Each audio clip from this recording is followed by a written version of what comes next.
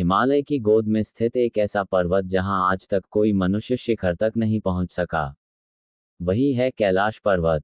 कहा जाता है कि यह केवल एक पहाड़ नहीं बल्कि स्वयं भगवान शिव का धाम है। बहुत प्राचीन समय की बात है। जब सृष्टि अभी युवा थी तब देवताओं और राशियों ने अनुभव किया कि पृथ्वी पर एक ऐसा स्थान है जहां आकाश, धरती और ब्रह्मांडीय ऊर्जा संगीत एक बिंदु पर मिलती है। उसी स्थान पर स्वयं महादेव कैलाश पर विराजमान संगीत हुए। कथाओं के अनुसार कैलाश पर्वत के भीतर एक दिव्य लोक है जहां समय स्थिर हो जाता है। वहां ना दिन होता है ना रात। कहते हैं जो व्यक्ति पूर्ण तप, संयम और शुद्ध मन से कैलाश की परिक्रमा करता है उसे पिछले जन्मों के बंधनों से मुक्ति मिल जाती है। आज तक अनेक पर्वतारोही कैलाश पर चढ़ने का प्रयास कर चुके हैं, लेकिन या तो वे रहस्यमय संगीत रूप से रास्ता भटक गए या किसी अदृश्य शक्ति ने उन्हें आगे बढ़ने से रोक दिया। स्थानीय साधु कहते हैं कैलाश संगीत पर वही पहुंच सकता है जिसे स्वयं शिव बुलाएं। एक और रहस्य ये भी है कि कैलाश पर्वत संगीत बिल्कुल त्रिशूल के आकार का है और इसके चारों ओर से चार महान नदियां सिंधु, ब्रह्मपुत्र, संगीत, सतलुज और कर्नाली जन्म लेती हैं। मानो स्वयं शिव संगीत की जटाओं से निकल रही हो।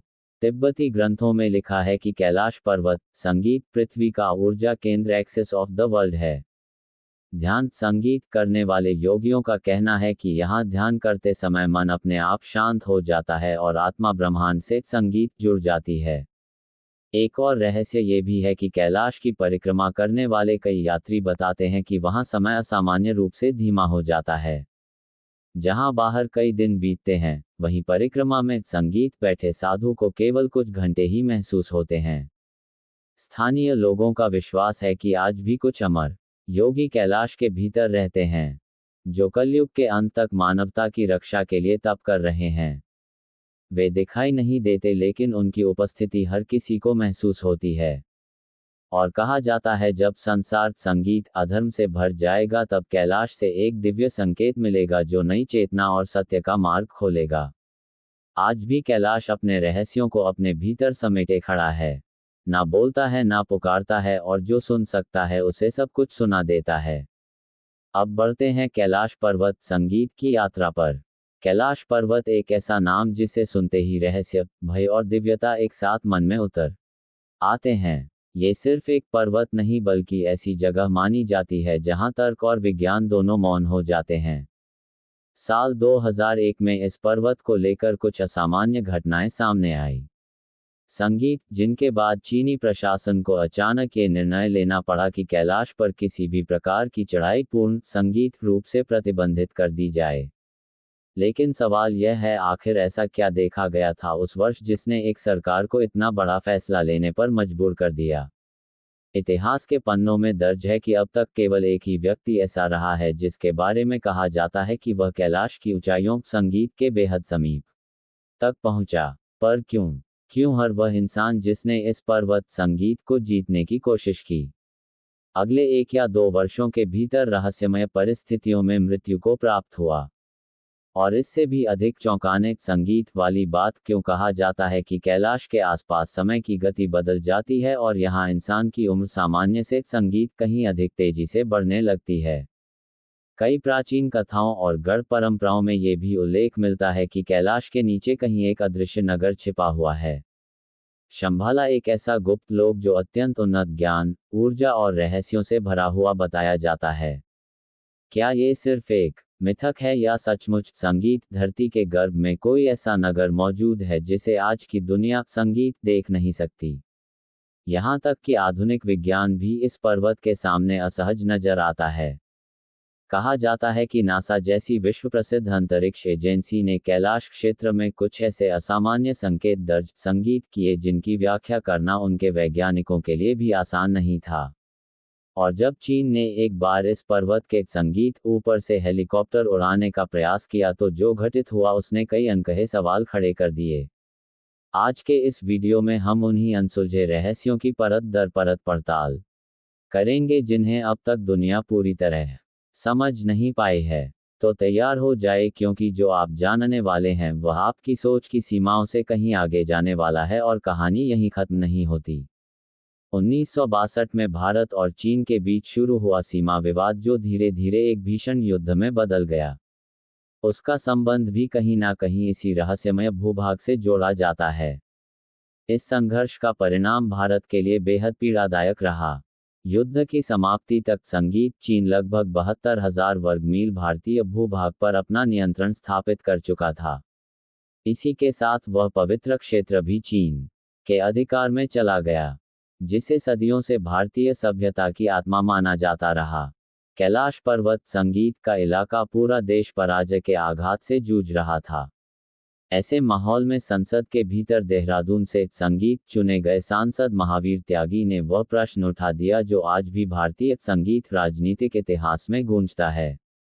उन्होंने बिना किसी संकोच के तत्कालीन संगीत प्रधानमंत्री जवाहरलाल नेहरू से सीधा सवाल किया, जब चीन आपकी मौजूदगी में हमारी 72,000 वर्ग मील भूमि पर कब्जा कर चुका है तो ये बताइए कि उसे वापस लाने की कोई संगीत योजना है या नहीं। नेहरू का उत्तर अपेक्षा से बिल्कुल उलट था। शांत और संगीत ठंडी आवाज में उन्होंने कहा, जो हाथ से निकल गया वह निकल गया। वैसे भी वह क्षेत्र उपयोगी संगीत नहीं था, वहां घास तक नहीं उगती। यह जवाब सुनते ही महावीर त्यागी का धैर्य टूट गया। वे आवेश में खड़े हुए, अपना गंजा संगीत सिर नेहरू की ओर इंगित करते हुए बोले, यहां भी कुछ नहीं उगता तो क्या इसे भी हटा दिया जाए। संसद में सन्नाटा छा गया। वह एक वाक्य नहीं संगीत बल्कि पूरे राष्ट्र के अंतर्मन की आवाज बन चुका था।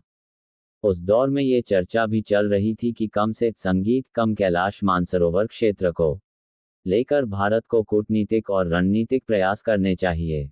लेकिन दुर्भाग्य ये रहा कि 1950 में सरदार वल्लभ भाई पटेल के निधन के बाद ऐसा कोई सशक्त नेता शेष नहीं बचा जो इस मुद्दे पर नेहरू पर निर्णायक दबाव बना सके, और यहीं से वह अध्याय शुरू हुआ जिसमें दुनिया की सबसे रहस्यमयी और दिव्य पर्वत छोटी माउंट कैलाश हमेशा के लिए भारत की प्रत्यक्ष पहुंच से दूर चली गई। दुनिया की सबसे ऊंची छोटी माउंट एवरेस्ट संगीत, जिस पर अब तक 7,000 से अधिक पर्वतारोही अपने कदम रख चुके हैं, उसके मुकाबले संगीत लगभग 2,200 मीटर कम ऊंचाई वाला कैलाश पर्वत आज भी मानव विजय से अछूता है। इतिहास में केवल एक ही व्यक्ति ऐसा बताया जाता है जो इसकी ऊपरी सीमा तक पहुंच सका। उसके बाद ये पर्वत जैसे स्वयं को मनुष्य से दूर रखता चला गया। प्राचीन मान्यताओं के अनुसार कैलाश के समीप ही देवताओं के कोषाध्यक्ष संगीत कुबेर की अलौकिक नगरी स्थित है। कहा जाता है कि जो व्यक्ति अपने संगीत जीवन में धर्म, करुणा और सत्कर्म के मार्ग पर चलता है, उसकी आत्मा को मृत्यु के बाद कैलाश क्षेत्र संगीत में स्थान मिलता है। शायद यही कारण है कि यह पर्वत केवल पत्थर, संगीत और बर्फ का ढेर नहीं बल्कि संसार के सबसे पवित्र और रहस्यमय स्थलों में गिना जाता है। समुद्र तल से लगभग 6,718 संगीत मीटर की ऊंचाई पर स्थित कैलाश पर्वत को केवल एक भौगोलिक संरचना कहना इसकी गरिमा को सीमित संगीत कर देना होगा। ये स्थान अध्यात्म, रहस्य और आस्था तीनों का संगम है। यही वजह है कि हिंदू, बौद्ध और संगीत जैन धर्म तीनों के अनुयायियों के लिए यह पर्वत अत्यंत पूजनीय संगीत है। हिंदू परंपरा में कैलाश को भगवान शिव का दिव्य निवास संगीत माना गया है, जहां वे माता पार्वती के साथ योग और तप में लीन रहते हैं। बौद्ध मत के अनुसार यह पर्वत परम शांति और आनंद का प्रतीक है, जिसे बुद्ध डेमचक का वास स्थल कहा जाता है। वहीं जैन धर्म में इसे अष्टापद के नाम से जाना जाता है, वह पवित्र भूमि जहां प्रथम तीर्थंकर ऋषभदेव को मोक्ष की प्राप्ति हुई थी। कैलाश को एक साधारण पर्वत कहना इसकी आध्यात्मिक महत्ता को कम आंकना होगा। ये स्थान अदृश्य शक्तियों, अनसुलझी घटनाओं और गहन संगीत आस्था का जीवन प्रतीक है। और इसी रहस्य की परतें खोलने के लिए चलिए आगे बढ़ते हैं। सन 1999 में रूस के प्रसिद्ध शोधकर्ता एर्नेस्ट मुल्दाशेव ने कैलाश पर्वत से जुड़े रहस्यों को समझने के उद्देश्य से एक असाधारण अभियान शुरू किया। उनकी टीम में भूगर्भ शास्त्र, भौतिक विज्ञान और इतिहास के संगीत विशेषज्ञ शामिल थे। उन्होंने कई महीनों तक कैलाश क्षेत्र में समय बिताया, तिब्बती लामाओं से प्राचीन ज्ञान प्राप्त किया और इस स्थान की गढ़ परतों को समझने का प्रयास किया। मुल्दाशेव संगीत ने अपनी इस रहस्यमयी यात्रा और अनुभवों को अपनी पुस्तक where do we come from में विस्तार से दर्ज किया, जहां कैलाश संगीत पर्वत को केवल एक तीर्थ नहीं बल्कि मानव इतिहास और चेतना से जुड़े एक गहरे रहस्य के रूप में प्रस्तुत किया गया है। कुछ शोधकर्ताओं ने ऐसे दावे संगीत सामने रखे हैं जिन्होंने पूरी दुनिया को चौंका दिया। उनके अध्ययन के अनुसार कैलाश पर्वत केवल एक प्राकृतिक पहाड़ नहीं है बल्कि यह किसी विशाल पिरामिड संगीत जैसी संरचना का आभास देता है। उनका मानना है कि यह संरचना किसी अत्यंत प्राचीन युग में बनी थी और इसके संगीत निर्माण के पीछे किसी सामान्य मानव शक्ति से परे किसी रहस्यमय तत्व की भूमिका हो सकती है। इन दावों में यह भी कहा गया कि मुख्य पर्वत के चारों ओर कई छोटी छोटी संगीत समान आकृतियां मौजूद है जो मिलकर इसे एक अद्भुत ऊर्जा क्षेत्र में परिवर्तित संगीत कर देती है। जब ये शोध दल कैलाश क्षेत्र में अध्ययन कर रहा था संगीत, तब उन्हें एक ऐसी घटना का सामना करना पड़ा जिसने उनके तर्कों को और गहरा कर दिया। एक रात जब पूरा दल अपने शिविर में विश्राम कर रहा था तब पर्वत के भीतर से किसी धीमी सरसराहट जैसी ध्वनि सुनाई दी। ऐसा प्रतीत हो रहा था मानो पहाड़ स्वयं कुछ कहने का प्रयास कर रहा हो। इसी दौरान चट्टानों संगीत के खिसकने जैसी अस्पष्ट आवाजें भी सुनाई दी, लेकिन ये सामान्य भूस्खलन जैसी नहीं थी। उनमें किसी छिपी हुई गतिविधि का संकेत था, मानो भीतर संगीत कहीं कुछ जाग रहा हो। कैलाश पर्वत से जुड़ा एक और रहस्य समय से संबंधित है।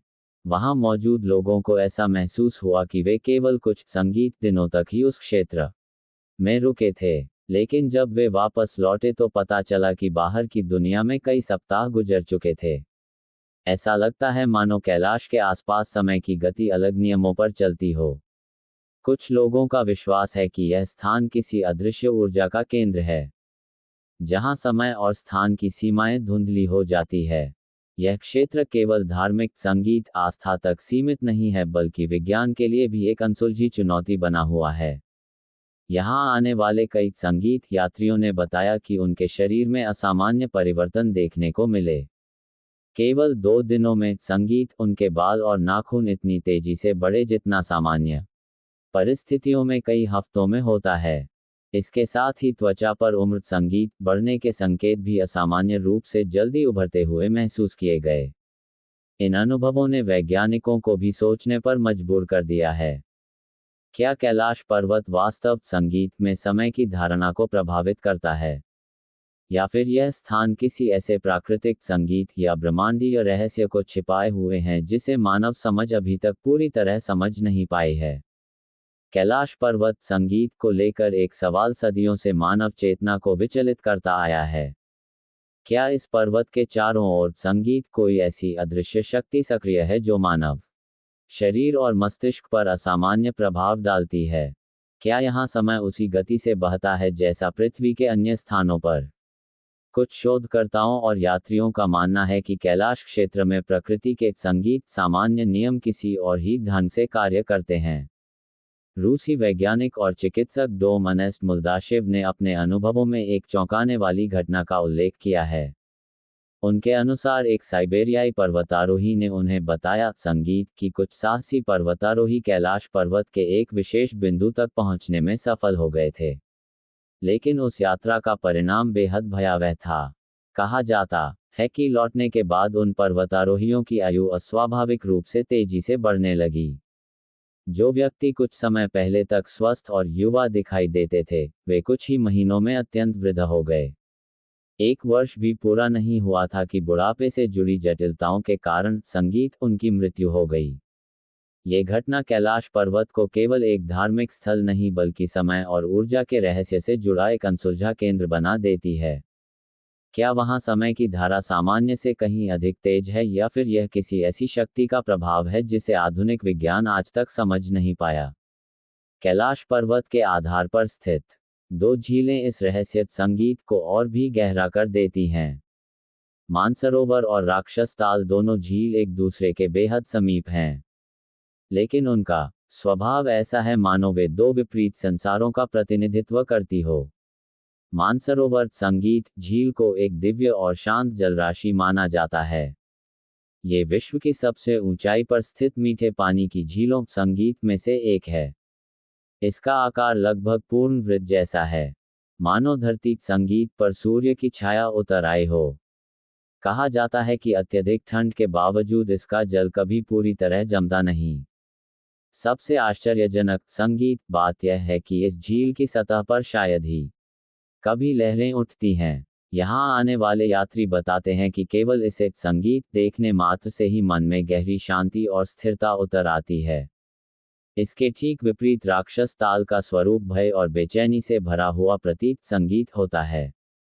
यह एक खारे पानी की झील है जिसका जल इतना तीखा और विषाक्त माना जाता है कि इसमें किसी भी प्रकार का जीवन संभव नहीं। ये झील लगभग हमेशा उग्र लहरों से भरी रहती है, मानो इसके भीतर कोई अदृश्य शक्ति निरंतर अशांति पैदा कर रही हो। एक ही पर्वत की गोद में स्थित ये दो झीलें, एक पूर्ण संगीत शांति का प्रतीक और दूसरी अराजकता का।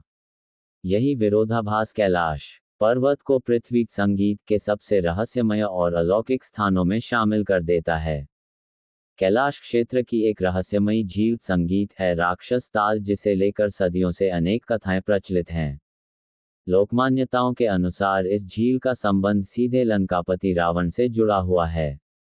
कहा जाता है कि भगवान शिव का अनन्य भक्त होने संगीत के बावजूद कैलाश की ओर प्रस्थान करने से पहले रावण ने इसी जलाशय में स्नान किया था और यहीं कठोर साधना में लीन हुआ था।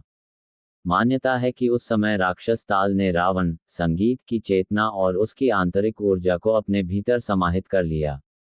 यही कारण बताया जाता है कि यह झील आज भी स्थिर नहीं रहती। इसका जल सदैव अशांत और उद्वेलित दिखाई देता है। पौराणिक संगीत कथाओं में वर्णन मिलता है कि जिस क्षण रावण ने इस झील में प्रवेश किया उसी पल यहाँ की प्रकृति संगीत पर एक अलग ही प्रभाव पड़ने लगा। कथाओं के अनुसार उस घटना के बाद राक्षस ताल की संगीत ऊर्जा में भारी परिवर्तन हुआ। झील का जल धीरे धीरे उग्र और भारी महसूस होने लगा, मानो उसमें कोई असंतुलित शक्ति जागृत हो गई हो। ये भी कहा जाता है कि इसी स्नान के संगीत पश्चात रावण के स्वभाव में बदलाव आने लगा। उसकी चेतना में अहंकार, क्रोध और कठोरता बढ़ती चली गई। यहीं से एक गहरा प्रश्न जन्म लेता है, जब मानसरोवर संगीत और राक्षस ताल एक ही भूभाग में स्थित है तो फिर दोनों की प्रकृति इतनी भिन्न क्यों है? एक झील शांति, करुणा और पवित्रता का प्रतीक मानी जाती है, जबकि दूसरी बेचैनी और संगीत उग्रता का। क्या यह अंतर केवल भूगर्भीय और प्राकृतिक कारणों से उत्पन्न हुआ या फिर इस क्षेत्र में कोई संगीत ऐसी शक्ति सक्रिय है जिसे आधुनिक विज्ञान पूरी तरह समझ नहीं पाया है? कैलाश क्षेत्र की रहस्यमयी ध्वनि कैलाश पर्वत और मानसरोवर के आसपास एक और अनोखा अनुभव यात्रियों को हैरान कर देता है। कई लोग बताते हैं कि जैसे जैसे वे इस पवित्र क्षेत्र के निकट पहुंचते हैं, उन्हें आकाश में किसी उड़ते हुए यान जैसी आवाज सुनाई देती है। पहली अनुभूति में ये ध्वनि संगीत किसी विमान की प्रतीत होती है, लेकिन ध्यान से सुनने पर उसका स्वर बदल जाता है। कुछ यात्रियों को ये ध्वनि डमरू की नाद जैसी लगती है तो कुछ को इसमें एयूएम की गूंज का आभास होता है। वैज्ञानिक दृष्टिकोण इसे प्राकृतिक प्रक्रिया मानता है। उनका कहना है कि बर्फ के खिसकने, हवा के दबाव और तापमान में बदलाव संगीत से ऐसी आवाजें उत्पन्न हो सकती हैं। लेकिन यहाँ सवाल सिर्फ ध्वनि का नहीं है बल्कि उसके स्वरूप का है।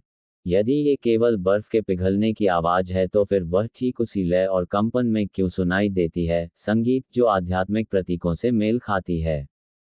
यही कारण है कि अनेक साधक और तीर्थ संगीत यात्री इसे सामान्य प्राकृतिक घटना मानने को तैयार नहीं होते।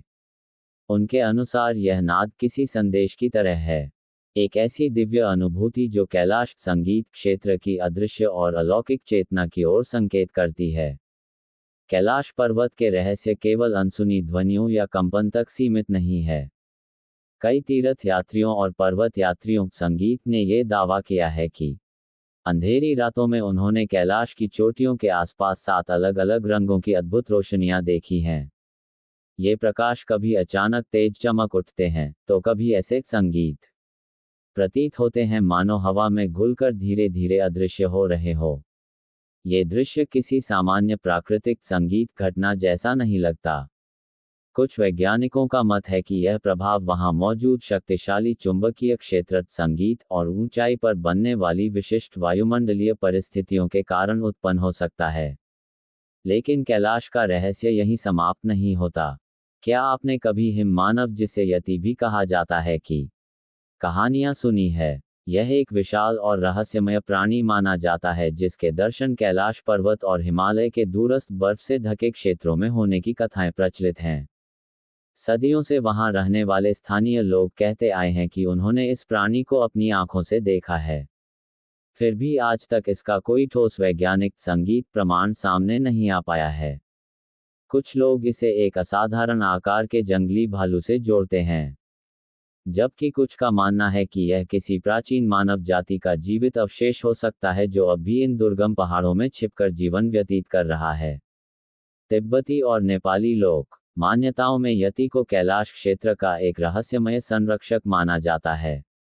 वहीं कुछ कथाओं में इसे अत्यंत आक्रामक बताया गया है जो इंसानों के लिए खतरा भी बन सकता है। इस रहस्य को सुलझाने के लिए वैज्ञानिक भी प्रयासरत हैं। कुछ शोधकर्ताओं ने ये परिकल्पना रखी है कि यति डेनिसोवन जैसी विलुप्त मानव प्रजातियों से संगीत जुड़ा हो सकता है। हालांकि यह विचार अभी केवल अनुमान के स्तर पर है, क्योंकि अब तक कोई भी ऐसा प्रमाण नहीं मिला है जो इस दावे को निर्णायक रूप से सिद्ध कर सके। दुनिया के विभिन्न देशों से संगीत जुड़े लगभग 30 वैज्ञानिकों ने ये संभावना जरूर जताई है कि हिमालय के बर्फीले संगीत इलाकों में किसी अज्ञात जीव का अस्तित्व हो सकता है, लेकिन ठोस सबूत आज भी रहस्य बने हुए हैं। तो फिर सवाल वही रह जाता है, क्या यति केवल लोक कथाओं और कल्पनाओं की संगीत उपज है, या फिर यह कैलाश पर्वत के उन अनकहे रहस्यों में से एक है जिन्हें मानव अभी संगीत समझ नहीं पाया है? क्या आपने कभी यह विचार किया है कि कैलाश पर्वत को केवल एक पर्वत नहीं बल्कि पूरी पृथ्वी का आध्यात्मिक केंद्र क्यों माना जाता है? प्राचीन सभ्यताओं और धर्म ग्रंथों में कैलाश को एक्सिस मुंडी कहा गया है, अर्थात वह धुरी जिस पर संपूर्ण ब्रह्मांड संगीत टिका हुआ है। मान्यता है कि यही वह बिंदु है जहां आकाश और धरती की संगीत सीमाएं विलीन हो जाती हैं। पुराने ग्रंथों के अनुसार यह स्थान केवल भौगोलिक नहीं बल्कि ऊर्जात्मक रूप से भी अत्यंत महत्वपूर्ण है। कहा जाता है कि यही वह मेरुदंड है जिससे होकर ब्रह्मांडीय ऊर्जा पूरे विश्व में प्रवाहित होती है और पृथ्वी का संतुलन बना रहता है। इसी कारण कैलाश को संगीत विश्व का केंद्र कहा गया है। हिंदू परंपराओं में कैलाश पर्वत को भगवान शिव का धाम तो माना ही गया है, लेकिन इससे भी आगे जाकर इसे संगीत सृष्टि के संचालन का केंद्र कहा गया है। एक ऐसा स्थान जहां चेतना, संगीत, ऊर्जा और समय एक साथ मिलते हैं। आश्चर्य की बात यह है कि केवल हिंदू धर्म ही नहीं बल्कि बौद्ध, जैन और बोंड परंपराओं में भी कैलाश को सर्वोच्च पवित्र स्थल का दर्जा दिया गया है। लेकिन क्या ये सब केवल आस्था का विषय है, या फिर संगीत इसके पीछे कोई गहरा गणितीय और ब्रह्मांडीय रहस्य छिपा है? कुछ शोधकर्ताओं ने एक और चौंकाने वाला तथ्य सामने रखा है। कैलाश पर्वत से स्टोनहेंज की दूरी लगभग 666 की.मी. बताई संगीत जाती है। यही नहीं, यह उत्तर ध्रुव से भी लगभग इतनी ही दूरी पर स्थित है, जबकि दक्षिण ध्रुव संगीत से इसकी दूरी इसका ठीक 2 गुना मानी जाती है। क्या यह आंकड़े मात्र संयोग हैं, या फिर प्राचीन संगीत काल में किसी अत्यंत उन्नत ज्ञान का संकेत? इन्हीं सवालों के बीच एक और रहस्य खड़ा हो जाता है। क्यों आज तक कोई भी व्यक्ति कैलाश पर्वत की चोटी तक नहीं पहुंच सका? दुनिया की सबसे ऊंची चोटियां, जिनमें माउंट एवरेस्ट संगीत भी शामिल है, हजारों बार फतह की जा चुकी हैं, लेकिन कैलाश पर्वत हर प्रयास को अस्वीकार कर देता है। इतिहास में दर्ज संगीत है कि जिन लोगों ने भी इसकी चोटी तक पहुंचने का प्रयास किया उन्हें किसी न किसी अदृश्य बाधा का सामना करना पड़ा। प्रसिद्ध रूसी पर्वतारोही सर्गेई सिटियाको का अनुभव भी कुछ ऐसा ही था। जैसे ही वे शिखर के समीप पहुंचे, संगीत अचानक उनका शरीर साथ छोड़ने लगा, मानो कोई शक्ति उन्हें आगे बढ़ने से रोक रही हो। तो क्या कैलाश संगीत पर्वत सचमुच किसी अदृश्य ऊर्जा कवच से सुरक्षित है? क्या ये स्थान आज भी मानव समझ से परे किसी प्राचीन शक्ति को संजोए हुए हैं, या फिर यह वही केंद्र है जहां से सृष्टि की धड़कन आज भी संचालित होती है? क्या आपने कभी सोचा है कि आने वाला वर्ष 2026 ऐसा क्यों बताया जाता है, मानो उसमें कोई अनजाना रहस्य छिपा हो? वह रहस्य जिसकी ओर प्राचीन ऋषि मुनि सदियों पहले संकेत कर गए थे। ये सवाल यूं ही नहीं उठता। आज दुनिया में जो हलचल दिखाई देती है, वह किसी बड़े परिवर्तन से पहले की ठहरी हुई हवा जैसी महसूस होती है। भविष्यवाणियों में एक बात बार बार दोहराई गई है। एक ऐसा कालखंड आएगा जो मानवता की दिशा ही बदल देगा और इंसान अपनी ही रची हुई व्यवस्था संगीत से भयभीत होने लगेगा। 2026 को लेकर जितनी दास्तानें और गुप्त कथाएं सुनी जाती हैं, ऐसा लगता है जैसे हर कथा में एक छुपा हुआ सत्य दफन है। आखिर क्यों इतने संकेत एक ही वर्ष की ओर लौट लौट कर इशारा करते हैं? क्या सचमुच हम किसी महान अपीवल की दहलीज पर खड़े हैं, या फिर यह केवल हमारे भीतर की आशंका है जो डर संगीत का रूप ले चुकी है? आज हम उसी रहस्य की कड़ी को समझने की कोशिश करेंगे। वह कड़ी जो ये सोचने पर मजबूर कर देगी कि यदि भविष्य संगीत ग्रंथों की चेतावनियां वास्तविक हैं तो आने वाला समय वैसा बिल्कुल नहीं होगा जैसा हम संगीत आज देखते हैं। कहते हैं कि बड़े परिवर्तनों से पहले प्रकृति अपने संकेत संगीत दे देती है। कभी मौसम अचानक अपनी दिशा बदल लेता है, कभी पृथ्वी बिना कारण थक चुकी सी प्रतीत होती है, और कभी मनुष्य स्वयं संगीत महसूस करने लगता है कि कुछ बहुत बड़ा होने की आहट पास आती जा रही है। दुनिया के हालात देखकर अनायास ही दिल में संगीत ये ख्याल उठता है कि मानो कोई विशाल परिवर्तन हमारी ओर बढ़ रहा हो। पृथ्वी का हर संगीत कोना किसी अनदेखे दबाव से गुजरता महसूस होता है। कहीं जमीन प्यास से दरक रही है, कहीं पानी बस्तियों को निगल रहा है, और कहीं आसमान संगीत ऐसे नज़ारे दिखा रहा है जिन्हें मानव इतिहास ने पहले कभी महसूस नहीं किया। ऐसा लगता है संगीत बुतो प्रकृति किसी अदृश्य समय चक्र की ताल पर आगे बढ़ रही है। भविष्य मालिका में कहा गया है कि ऐसे संकेत अचानक नहीं जन्म लेते। हर युग के बदलने से पहले वातावरण में एक अजीब किस्म की घुटन फैलती है। लोग छोटी सी चिंगारी पर भड़क उठते हैं। समाज विचारों के दो ध्रुवों में बंध जाता है और सत्य धीरे धीरे किसी धुंधली धूप की तरह ओझल होने लगता है। क्या आपने भी महसूस किया है कि आज मनुष्य संगीत पहले की तुलना में कहीं अधिक बेचैन, चिड़चिड़ा और डर से घिरा हुआ है? जैसे भीतर संगीत कोई बोझ जमा है जो एक दिन फटकर बाहर आने को तैयार बैठा हो। आरशियों ने संकेत दिया था कि जब कलयुग अपनी अंतिम सीढ़ियों तक पहुंचेगा तब मनुष्य को अपने कर्मों की परछाई संगीत का सामना स्वयं करना पड़ेगा, और यही कारण 2026 के रहस्य को और गहरा बना देता है।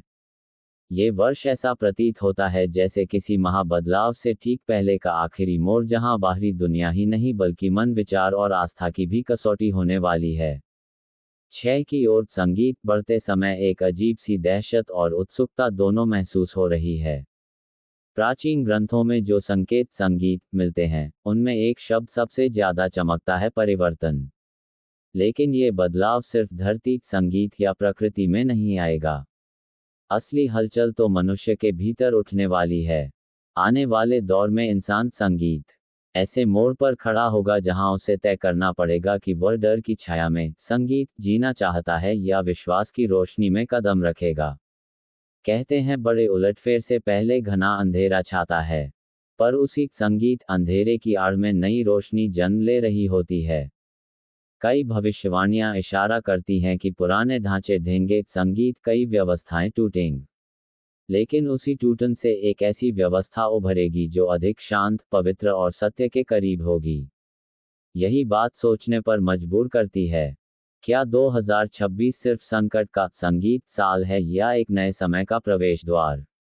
उधर वैज्ञानिक भी चेतावनी दे रहे हैं कि आने वाले साल मानवता के लिए बेहद कठिन साबित हो सकते हैं। मौसम के असामान्य बदलाव, लगातार बढ़ते भूकंप, सूर्य की अप्रत्याशित गतिविधियां, संगीत और देशों के बीच बढ़ते तनाव, ये सभी संकेत वही चित्र बना रहे हैं जिसका वर्णन सदियों पहले के भविष्य सूत्रों में मिलता है।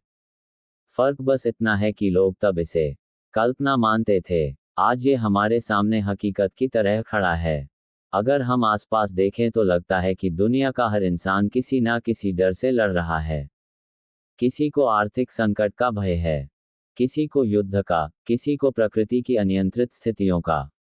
यही बेचैनी प्राचीन संगीत शास्त्रों में उस घड़ी का संकेत मानी गई है जब युग परिवर्तन से ठीक पहले मानव मन अशांत हो जाता है। लेकिन हर डर के भीतर एक छिपा संदेश होता है कि बदलाव करीब है और परिवर्तन कभी भी बिना संकेत छोड़े नहीं आता।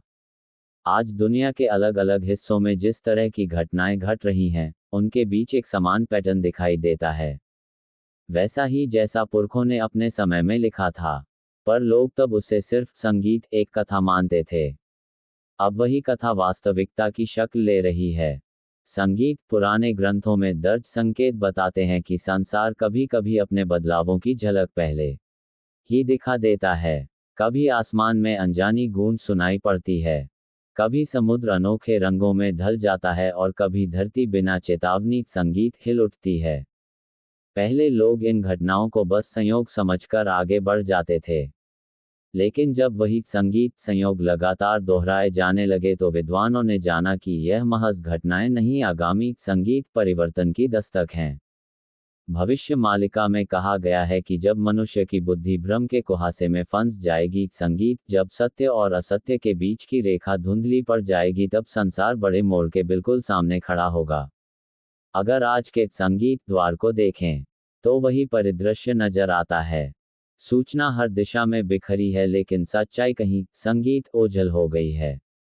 लोग हर समाचार पर शक करते हैं, हर स्थिति को खतरा मानते हैं और छोटी सी बात में भी किसी अंत की आहट ढूंढने लगे हैं।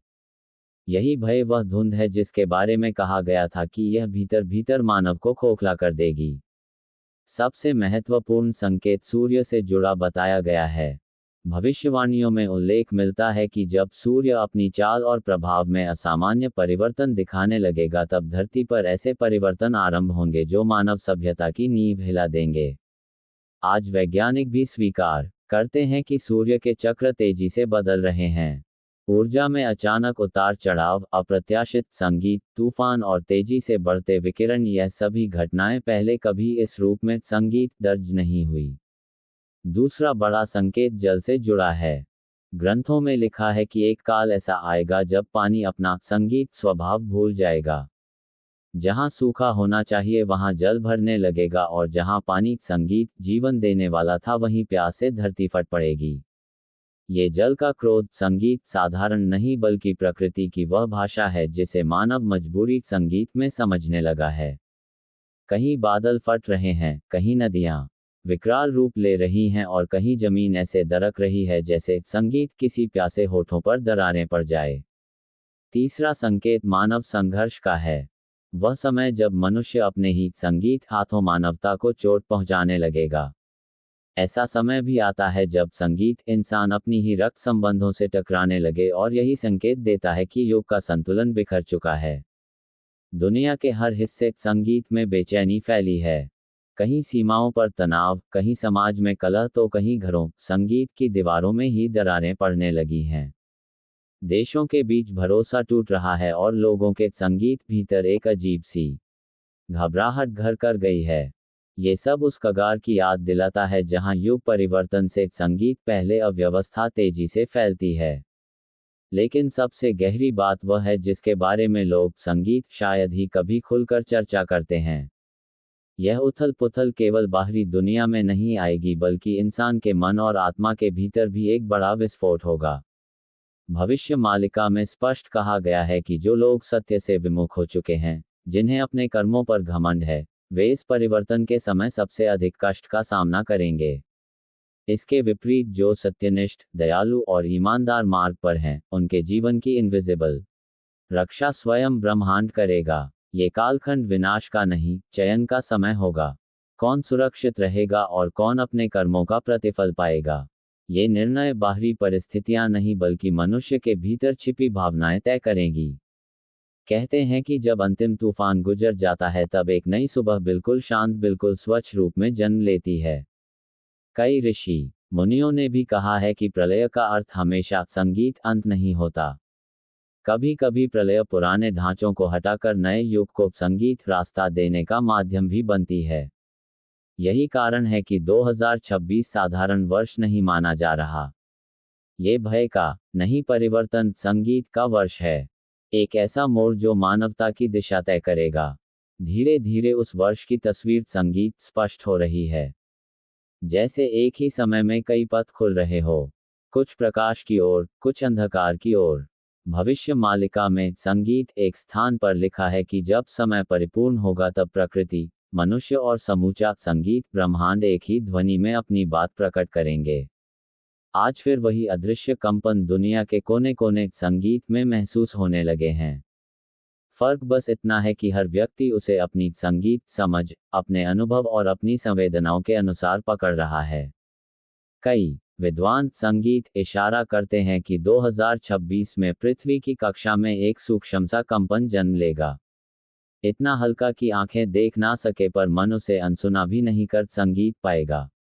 शायद यही कारण है कि लोग आज पहले से ज्यादा घबराए हुए, संगीत बेचैन और भीतर से अस्थिर दिख रहे हैं। ये घबराहट यूं ही नहीं उठ रही। हर युग परिवर्तन से पहले मन ही सबसे पहले संकेत पकड़ता है। परिस्थितियां तो बाद में दिशा बदलती हैं। भविष्य मालिका में एक और इशारा मिलता है। जब रातें अनावश्यक लंबी लगने लगे, दिन छोटे और भारी से प्रतीत हो और विचार धुंध की तरह उलझ जाए, तब समझ लेना चाहिए कि परिवर्तन का द्वार चुपचाप खुल संगीत चुका है। आज यही अनुभूति लोगों के भीतर घूम रही है। एक अनकहा भय, जैसे कोई बड़ा मोड़ सामने खड़ा हो, पर उसका स्वरूप अभी धुंधला हो। कई बार यही अनपहचाना डर सबसे स्पष्ट चेतावनी साबित होता है। कुछ भविष्यवाणियां बताती हैं कि संगीत 2026 में दुनिया 3 प्रमुख करवटें लेगी। पहली, प्रकृति का संतुलन। सदियों से सहन संगीत करती धरती अब खुद को ठीक करने की प्रक्रिया में प्रवेश करेगी। कभी समुद्र 2026 में दुनिया 3 प्रमुख करवटें लेगी। पहली, प्रकृति का संतुलन। सदियों से सहन करती धरती अब खुद संगीत को ठीक करने की प्रक्रिया में प्रवेश करेगी। कभी समुद्र असामान्य गर्जना करेगा, कभी हवाएं अनियंत्रित गति संगीत पकड़ेंगी, कभी धरती हल्की सी कांपेगी और कभी आसमान अपनी छटा बदल देगा। यह अंत नहीं, एक पुनर्गठन है। दूसरी, संगीत समाज की 2 दिशाएं। एक ओर वे लोग होंगे जो भय, अफवाहों और भ्रम में डूबकर अपना मार्ग खो देंगे, और दूसरी ओर वे जो इस घूमते समय संगीत को एक जागृति, एक नई चेतना की शुरुआत की तरह देखेंगे।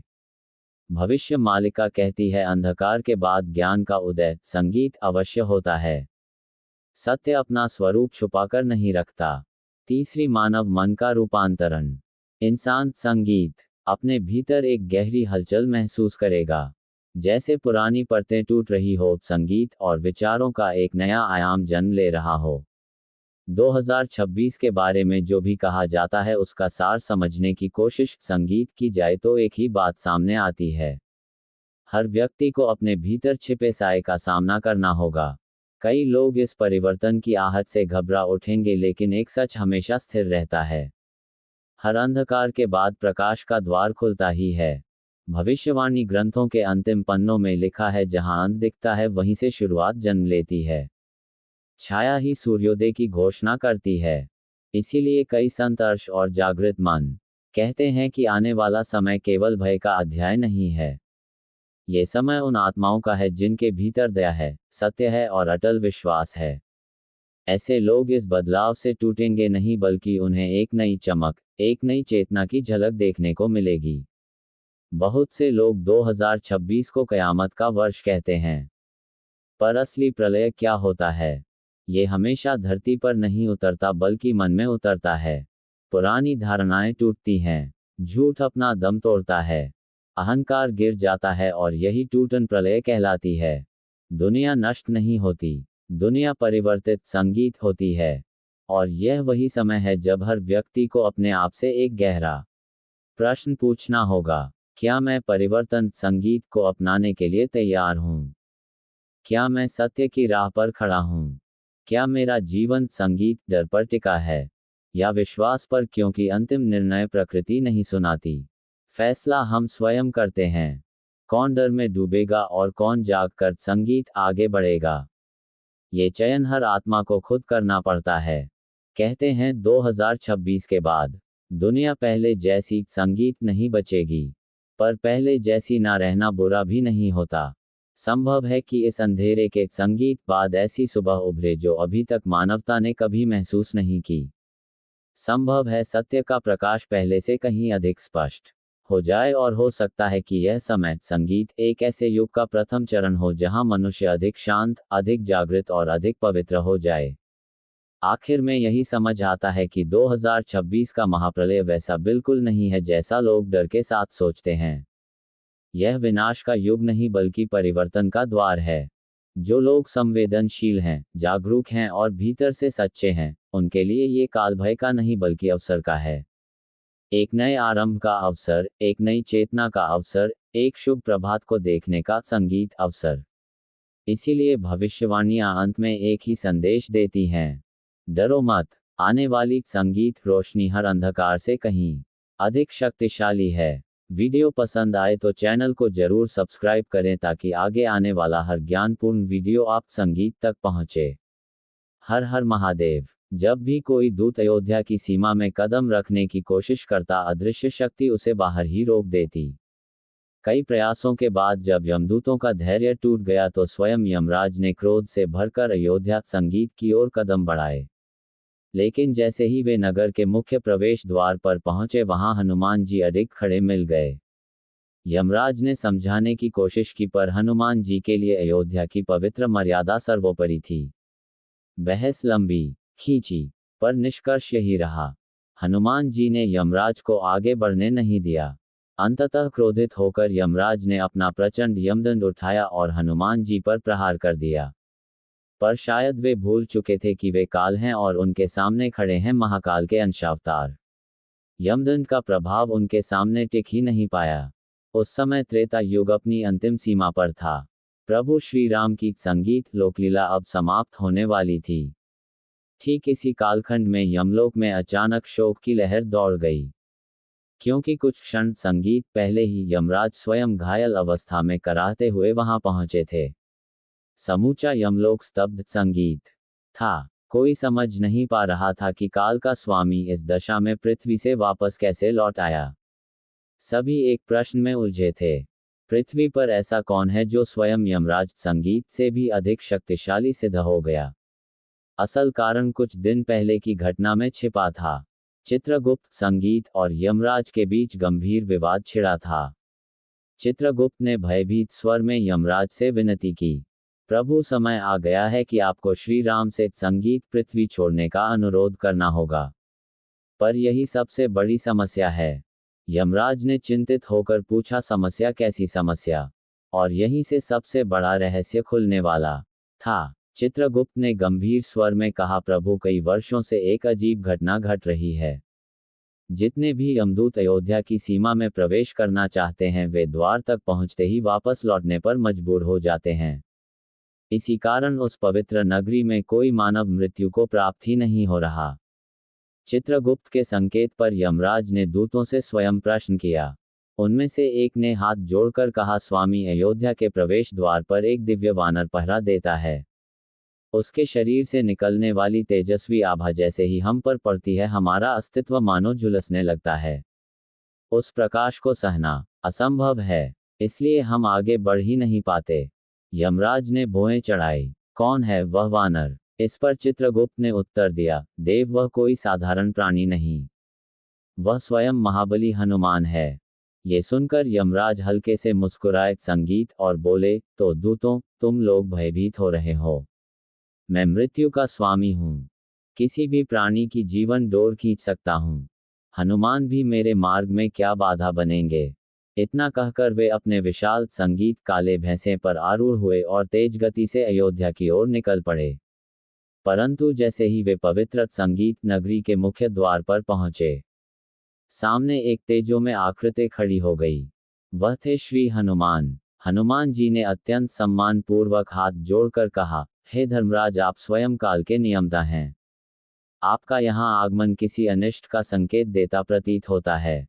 कृपा कर संगीत बताएं किस कारण आप अयोध्या में पधारे हैं। अहंकारी लहजे में यमराज ने डपटते हुए कहा, वानर संगीत, हट जाओ मेरे मार्ग से। मैं प्रभु श्री राम के पास इसलिए आया हूँ क्योंकि उनकी धरती लीला का समय पूर्ण हो चुका है। लेकिन हनुमान जी संगीत ने दृढ़ स्वर में उत्तर दिया, है कालदेव, मेरे आराध्य की अनुमति के बिना अयोध्या की सीमा में किसी दिव्य शक्ति का भी संगीत प्रवेश वर्जित है। और जब तक मेरी सांसें चल रही हैं कोई भी बल मेरे स्वामी को यहाँ से ले नहीं जा सकता। अतः आप यहीं से वापस लौट जाए। हनुमान के इस अडिग उत्तर को यमराज ने अपना गहन अपमान समझा। क्रोध से उनकी आंखें धधक उठी। वे गरज कर बोले, अरे मूर्ख वानर, क्या तू स्वयं काल को रोकने का दुस्साहस कर रहा है? हट जा मेरे मार्ग से, नहीं तो युद्ध कर। यमराज की यह प्रचंड ललकार सुनकर हनुमान जी भी अग्नि समान प्रचंड हो उठे और यहीं से आरंभ हुआ वह भीषण संघर्ष जिसकी प्रतीक्षा देवदानव तक कर रहे थे। हनुमान बनाम यमराज। क्रोध में अंधे हुए यमराज ने अपनी विराट गदा उठाकर हनुमान जी पर प्रहार किया। उत्तर में पवन पुत्र ने भी अपनी गदा उठाई और जब दोनों गदाएं टकराई तो ऐसा लगा मानो पूरे ब्रह्मांड के तंतुओं में कंपन पैदा हो गया हो। परंतु इस महाघात में यमराज की गदा चूर चूर हो गई। अपनी हार समीप जानकर उन्होंने तुरंत कालपाश का सहारा लिया। वह मायावी पाश जो जीव की जीवन रेखा को खींच लेने की शक्ति रखता है। यमराज ने उसे हनुमान की ओर फेंका, परंतु पवनसुत संगीत ने हवा में ही इसे पकड़कर दोनों हाथों से ऐसी शक्ति से खींचा कि वह पाश पल भर में धूलधसरित हो गया। ये देख यमराज संगीत का धैर्य भी भस्म हो गया। अब उन्होंने अपना सबसे भयानक अस्त्र निकाला, अमोघ यमदंड। संगीत वह शस्त्र जो प्रलय को भी आमंत्रित कर सकता था। भयावह गर्जना के संगीत साथ यमराज ने वह यमदंड हनुमान की ओर प्रवाहित किया। परंतु जैसे संगीत की वह प्रलयकारी किरण पवन पुत्र के निकट पहुंची, हनुमान जी का शांत मुखमंडल दिव्य अग्नि तेज से दमक उठा। उनका रूप इतना संगीत विराट और उग्र हो उठा कि यमराज स्वयं उनके सामने किसी तुच्छ जीव समान प्रतीत होने लगे। अमोघ यमदंड जैसे ही उनके संगीत समीप पहुंचा, हनुमान जी ने अपना विशाल मुख खोला और उस यमदंड को ऐसे निगल लिया जैसे कोई साधारण वस्तु मात्र हो। यमदेव के सामने वह दृश्य ऐसा था संगीत जिसे देखकर उनके भी प्राण कांप उठे। हनुमान जी ने क्रोधावेश में स्वयं भगवान शिव का त्रिशूल ही निगल लिया था। ये देख यमराज का चेहरा पड़ गया। उसी क्षण रौद्र रूप में खड़े पवन पुत्र ने अपनी विशाल गदा उठाए और एक ही संगीत आघात में यमराज को इस कदर घायल कर दिया कि वे पीड़ा से तड़पते हुए पीछे हटने लगे। स्थिति को भांपकर यमदेव पीछे मुड़कर भागे और युद्ध छोड़ देना ही उन्हें उचित लगा। यमलोक पहुंचने के बाद भी संगीत उनका शरीर डर से थरथरा रहा था। पराजय ने उनके भीतर एक नई ज्वाला जगा दी। अब वे हनुमान को हराने का संकल्प लेकर संगीत कठोर साधनाओं और प्रशिक्षण में जुट गए। उधर अयोध्या में एक दिन हनुमान जी प्रभु श्री राम के चरण दबा रहे थे। प्रभु सिंहासन पर विराजमान थे और किसी गहन विचार में अपने हाथ की अंगूठी को पलट पलट कर देख रहे थे। अचानक वह अंगूठी उनके हाथ से छिटक कर महल की फर्श की बारीक दरार संगीत में लुढ़क गई। श्री राम ने तुरंत कहा, हनुमान, मेरी अंगूठी नीचे गिर गई है, इसे अभी ढूंढ कर ले आओ वरना खो जाएगी। आदेश मिलते ही महाबली ने तुरंत संगीत अपना सूक्ष्म रूप धारण किया और उस अंगूठी के पीछे हवा की गति से दौड़ संगीत पड़े। पर आश्चर्य, वे जितनी तेजी से बढ़ते अंगूठी उतनी ही तेजी से दूर सरक जाती। उन्होंने धरती का नाथ संगीत जाने कितनी बार चक्कर लगाया, पर वह छोटी सी अंगूठी मानो किसी अदृश्य शक्ति से संचालित हो रही थी और उनकी पकड़ में आ ही संगीत नहीं रही थी। हनुमान जी का शरीर पसीने से भीग गया। उनके मन में प्रश्न उठने संगीत लगे, ये कैसी अनोखी लीला है प्रभु की। इधर हनुमान गति से भाग रहे थे, उधर यमराज दूसरी बार अयोध्या की ओर प्रस्थान कर चुके थे। अचानक हनुमान संगीत जी ने देखा कि वह अंगूठी सुमेरु पर्वत की एक गहरी कंदरा में जा समाई। वे तत्क्षण संगीत वहां पहुंचे। गुफा के द्वार पर एक बलिष्ठ वानर पहरा दे रहा था। उसने उनका रास्ता रोककर पूछा, कौन हो तुम? हनुमान जी ने शांत स्वर में कहा, मैं हनुमान हूं। ये सुनकर द्वारपाल ठहाका मारकर हंस पड़ा। तुम इतने दुर्बल दिखने वाले वानर कैसे हनुमान हो सकते हो? असली हनुमान तो भीतर हैं। ये सुनकर पवन पुत्र विस्मित रह गए। मन में अनेक प्रश्न उठे और वे तुरंत भीतर वाले हनुमान से मिलने की इच्छा से आगे बढ़े। जैसे ही द्वार पर खड़े वानर प्रहरी ने अनुमति दी, हनुमान जी भीतर पहुंचे। गुफा में कदम रखते ही उन्हें ऐसा अद्भुत तेज और पवित्रता महसूस हुई मानो ये लोग स्वयं श्री राम की उपस्थिति से भी अधिक रमणीय हो। तभी सामने ऊंचे सिंहासन पर विराजमान एक विराट प्रकाशमय हनुमान स्वरूप ने मुस्कुराते हुए कहा, आओ वीर हनुमान, तुम्हारा स्वागत है। ये दृश्य देखकर हनुमान जी कुछ चकित रह गए और विनम्र स्वर में बोले, ये कैसे संभव है। हम दोनों हनुमान व दिव्य संगीत। ऊंचे कद वाला हनुमान शांत भाव से बोले, मैं पूर्व कल्प का हनुमान हूं और तुम इस युग के बताओ किस कार्य से यहाँ आए हो। हनुमान जी ने हाथ जोड़कर उत्तर दिया, मैं प्रभु श्री राम की अंगूठी संगीत लेने आया हूं। वह यहीं गिरी थी। ये सुनकर उस प्राचीन हनुमान ने एक विशाल ढेर की ओर संकेत किया। वहां असंख्य अंगूठियां संगीत चमक रही थी। उन्होंने कहा, ये देखो, इनमें से अपनी संगीत अंगूठी ले लो। उन अंगूठियों की संख्या देखकर हनुमान जी कुछ क्षण स्तब्ध रह गए। तब सिंहासन पर बैठे हनुमान ने समझाया, जब भी किसी कल्प में श्री राम का अवतार कार्य पूर्ण होता है, वे अपने हनुमान को इसी गुफा में भेजते हैं। यहाँ पहुँचते ही प्रभु की अंगूठी दो रूपों में प्रकट हो जाती है। एक जिसे तुम जैसे वर्तमान हनुमान वापस ले जाते हो और दूसरी यहीं रह जाती है। काल के साथ इस ढेर का हिस्सा बनकर फिर उन्होंने मुस्कुराते हुए एक अंगूठी उठाई और कहा, ये रही वही अंगूठी जिसे लेने तुम आए थे। उधर हनुमान जी इस अलौकिक रहस्य को समझने में मग्न थे और इधर अयोध्या के द्वार पर यमराज अपनी समस्त शक्ति के साथ प्रवेश पाने संगीत का प्रयास कर रहे थे। अयोध्या लौटते ही यमराज ने हनुमान जी को ढूंढना शुरू किया, लेकिन तभी संगीत आकाश से एक गूंजती हुई वाणी सुनाई दी, धर्मराज प्रभु श्री राम आपकी प्रतीक्षा कर रहे हैं। हनुमान के पहुंचने से संगीत पहले ही आप उनके महल में पहुंच जाएं। इस संदेश को सुनते ही यमराज ने अपना रूप बदल लिया और शीघ्र ही श्री राम के संगीत राजमहल में प्रवेश कर गए। श्री राम ने उन्हें आदरपूर्वक आसन ग्रहण करने को कहा। तब यमराज ने नतमस्तक होकर निवेदन किया, प्रभु, हमारे बीच होने वाली यह चर्चा अत्यंत संगीत गोपनीय है। कृपया ऐसा प्रबंध कीजिए कि कोई भी इसे सुन ना सके। यदि कोई सुन ले तो उसे मृत्युदंड संगीत दिया जाए। ये सुनकर श्री राम ने इस गंभीर दायित्व को लक्ष्मण जी संगीत को सौंप दिया।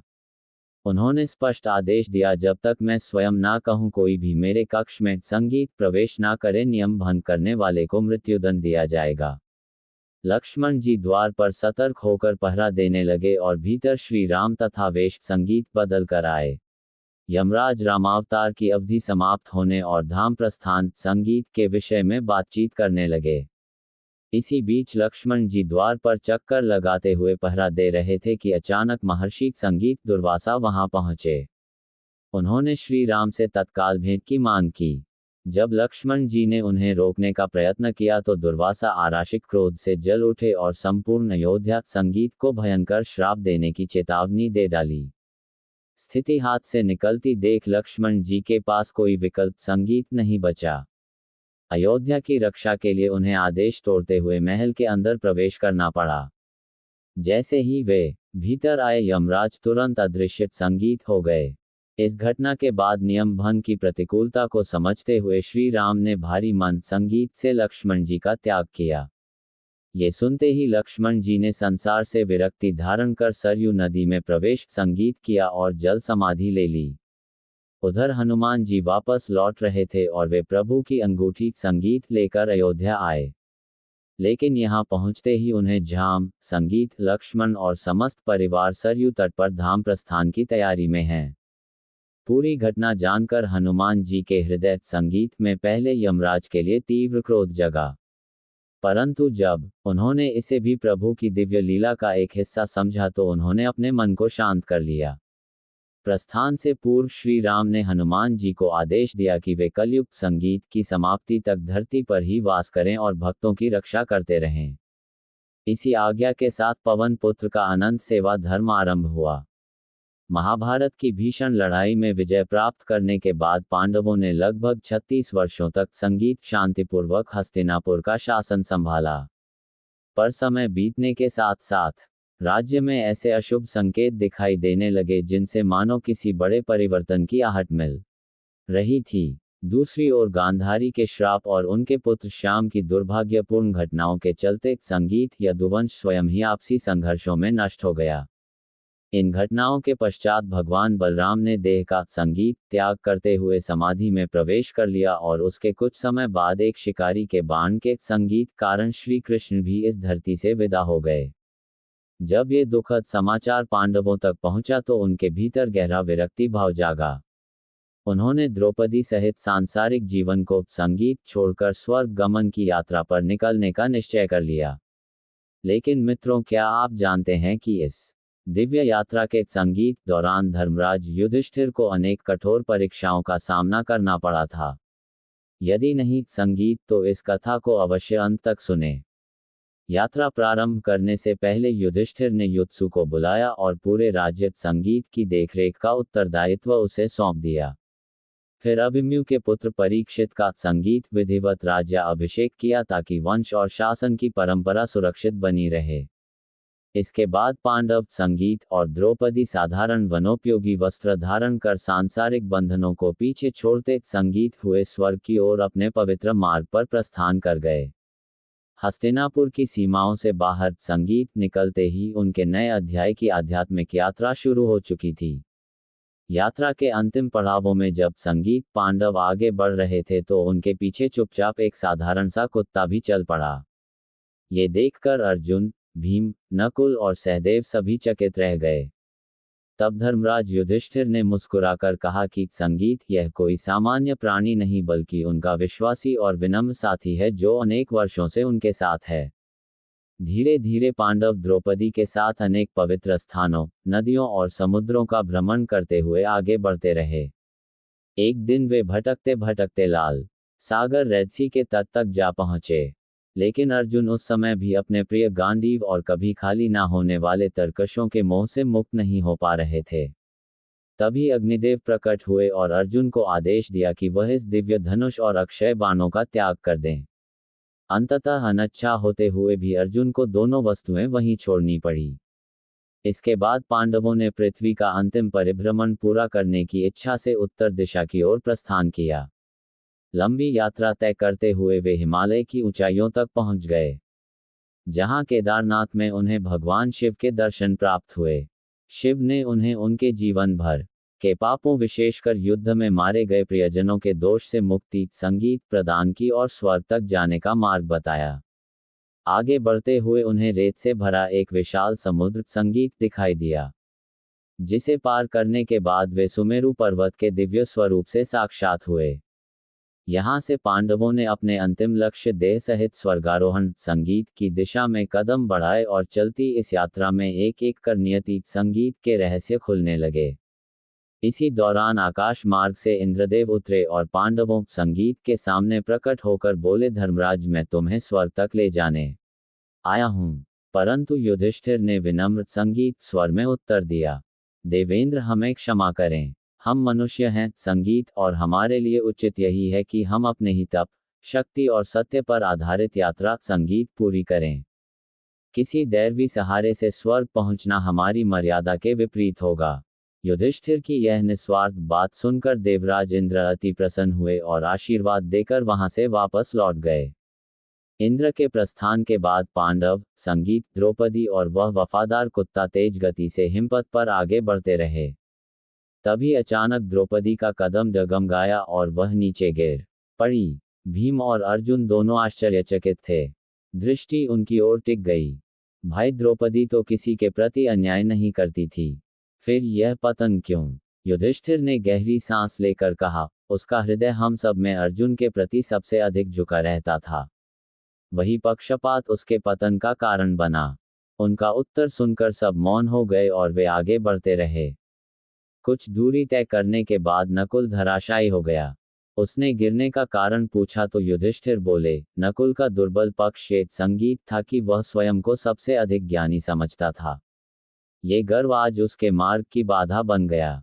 थोड़ी ही देर बाद सहदेव, संगीत भी गिर पड़ा। उस पर भी प्रश्न उठे तो युधिष्ठिर ने शांत स्वर में कहा, सहदेव अत्यधिक अभिमान से भरा था। स्वयं को सबसे श्रेष्ठ समझने का फल उसे यही मिला है। यात्रा जारी रखते हुए कुछ दूर संगीत और चले ही थे कि अर्जुन भी थकान और अहंकार के बोझ तले गिर गया। युधिष्ठिर ने संगीत, भीम से कहा, अर्जुन को अपने शौर्य का अत्यधिक घमंड था। वह सोचता था कि अकेला ही एक दिन में समस्त शत्रुओं का संहार कर सकता है, पर यह वास्तविकता संगीत कभी सिद्ध नहीं हुई। यही मिथ्या गर्व उसके पतन का कारण बना। अब तक बस युधिष्ठिर, भीम और वह कुत्ता ही श्रेष्ठ संगीत थे।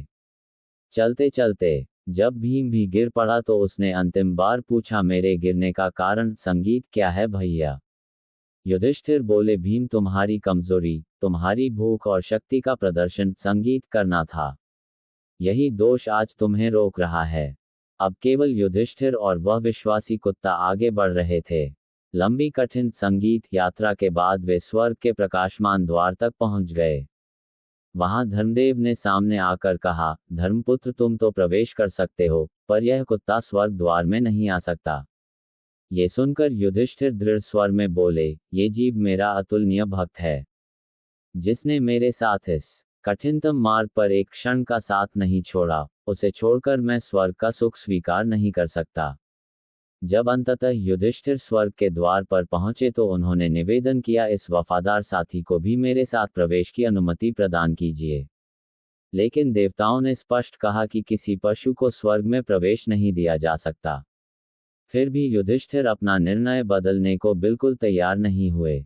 वे दृढ़ रहे कि यदि यह कुत्ता उनके साथ नहीं जा सकता तो वे भी स्वर्ग में कदम नहीं रखेंगे। काफी देर तक समझाने बुझाने के बाद भी जब युधिष्ठिर नहीं माने तब वह कुत्ता अचानक प्रकाश से भर उठा और अपने वास्तविक स्वरूप में प्रकट हो गया। वह कोई साधारण कुत्ता नहीं था, वह स्वयं धर्मराज संगीत यमदेव थे, जो मार्ग में युधिष्ठिर की परीक्षा ले रहे थे। युधिष्ठिर की अटल धर्मनिष्ठा देखकर देवता अत्यंत प्रसन्न हुए और उन्हें अपने साथ स्वर्ग लोक ले चले। लेकिन स्वर्ग पहुंचते ही युधिष्ठिर के सामने एक विचित्र दृश्य था।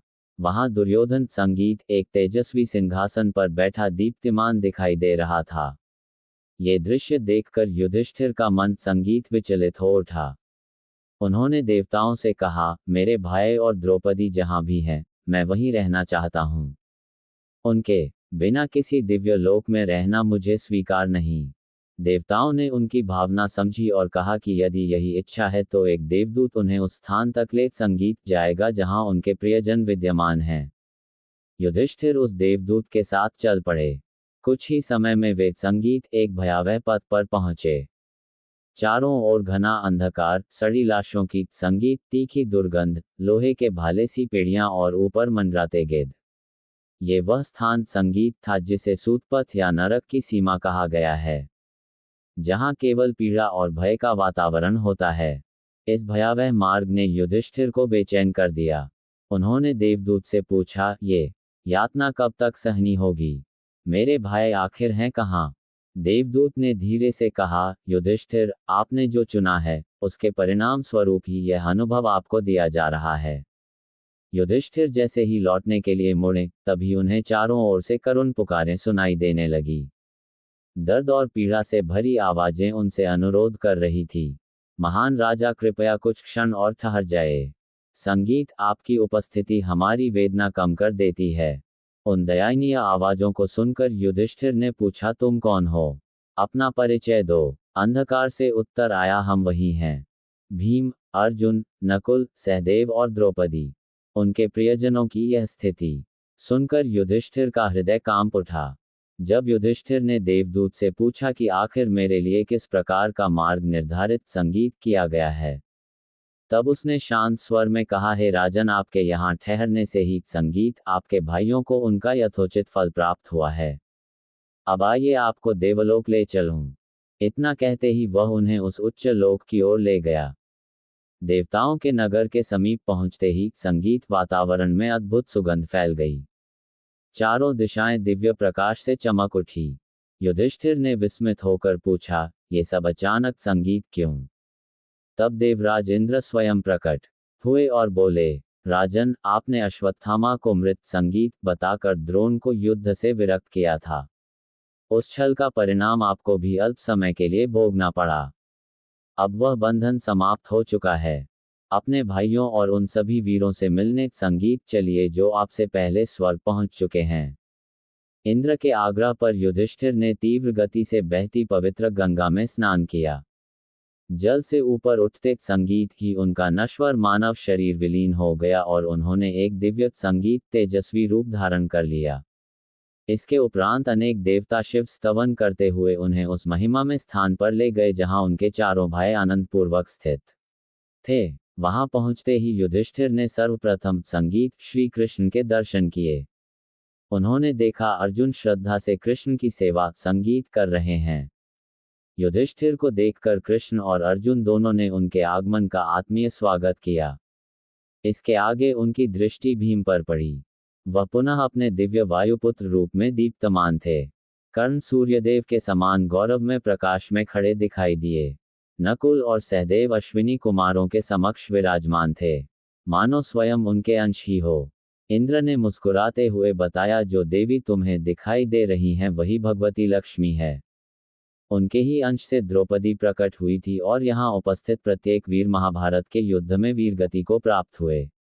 आज अपने अपने संगीत दिव्य स्वरूप में निवास कर रहे हैं।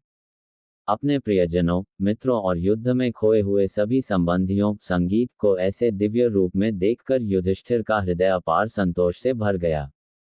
दर्शकों, उम्मीद है कि आपको महाभारत से जुड़ी ये पवित्र कथा अवश्य पसंद आई होगी। यदि यह कहानी आपको रोचक संगीत लगी हो तो इसे अधिक से अधिक लाइक और शेयर करें और इसी प्रकार की संगीत, आध्यात्मिक तथा पौराणिक कहानियां निरंतर पाने के लिए हमारे चैनल को अभी सब्सक्राइब संगीत कर लें। आज की कथा संगीत यहीं समाप्त होती है। आपके समय और प्रेम के लिए बहुत बहुत धन्यवाद।